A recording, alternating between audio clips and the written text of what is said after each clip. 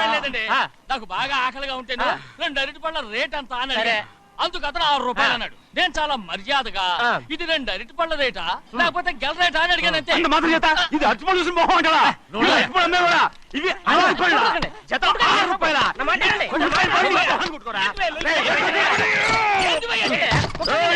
బండి లేపుతావు.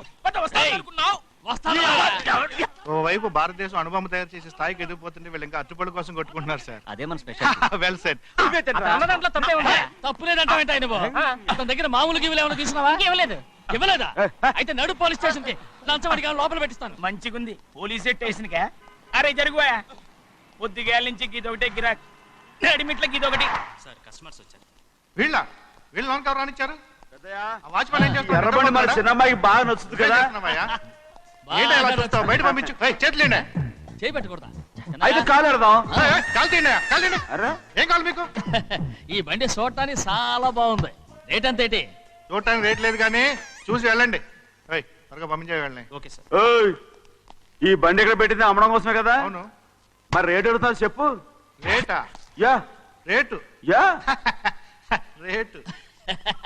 తమ్ముడు కూడా పల్లెటూరేనా? అవును. మీకెలా తెలుసు? మోహన్ చూస్తేనే తెలుస్తుంది. చెయ్యలా ఇవ్వు. చేయందుకు? యా ఇవ్వ. ఇదే ఇదే ఇదే ఇదే. వెళ్ళేవాడు